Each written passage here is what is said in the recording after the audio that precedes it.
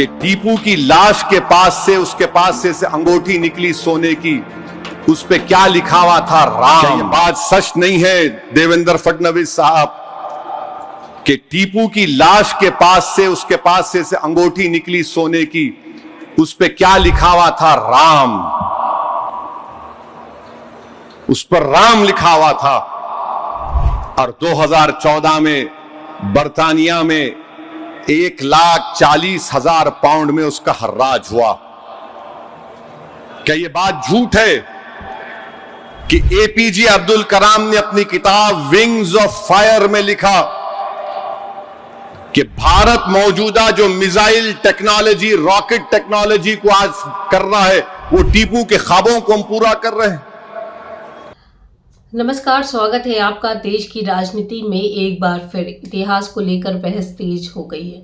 टीपू सुल्तान की एक कथित अंगूठी जिस पर राम लिखा होने का दावा किया जा रहा है, अब सियासी विवाद का कारण बन गई है। इस मुद्दे पर AIMIM प्रमुख असदुद्दीन ओवैसी ने बयान दिया है कि जिसके बाद बीजेपी ने उन पर इतिहास को तोड़ मरोड़ कर पेश करने का आरोप लगाया है। क्या है पूरा मामला? क्या सच में उस अंगूठी पर राम लिखा था और यह विवाद अचानक इतना बड़ा क्यों हो गया?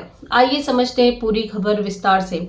आज हम एक ऐसे विवाद की बात करेंगे जिसने इतिहास, राजनीतिक और पहचान तीनों को एक साथ जोड़ दिया है। क्या एक 8वीं सदी का शासक आज भी देश की राजनीति में बवाल खड़ा कर सकता है? क्या इतिहास को लेकर हमारी सोच राजनीतिक रंग धारण कर रही है?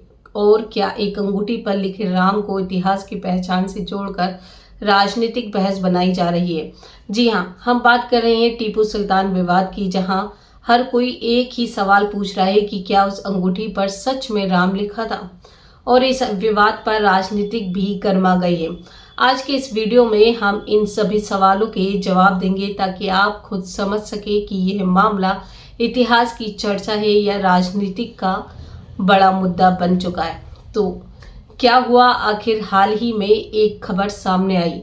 जी हाँ, टीपू सुल्तान की अंगूठी पर राम लिखा हुआ था और इस पर राजनीतिक भी शुरू हो गई। जी हाँ, असदुद्दीन ओवैसी ने इसी मुद्दे पर बयान दिया है और बीजेपी नेताओं पर पलटवार भी किया है। उन्होंने सवाल उठाया कि क्या ये सच नहीं है कि वो अंगूठी जिस पर राम लिखा था, क्या उसे इतिहासकारों ने नजरअंदाज कर दिया? ओवैसी का तर्क है कि टीपू सुल्तान ने अंग्रेजों के खिलाफ लड़ाई लड़ी और शहीद हुए और इतिहास को इसी नजरिए से समझना चाहिए। जी हाँ दोस्तों, उन्होंने यह भी कहा कि क्या यह सच नहीं है कि उस अंगूठी पर राम लिखा था जिसकी नीलामी 2014 में बर्तानिया में हुई थी। ओवैसी ने इस बयान को लेकर पूर्व राष्ट्रपति APJ अब्दुल कलाम और महात्मा गांधी का भी हवाला दिया। जी हाँ दोस्तों, राजनीति की प्रतिक्रिया इस बयान पर भाजपा नेताओं ने भी बयान दिया है। बीजेपी ने कहा कि इतिहासकारों को एक पक्षीय तरीके से नहीं देखना चाहिए। बीजेपी नेताओं का तर्क है कि टीपू सुल्तान का इतिहास विविध पहलुओं वाला है और इसे सही तथ्यों के आधार पर समझना चाहिए। महाराष्ट्र में भी इस मुद्दे को लेकर टीपू सुल्तान की तुलना छत्रपति शिवाजी महाराज से करने पर राजनीतिक बयानबाजी देखने को मिली है।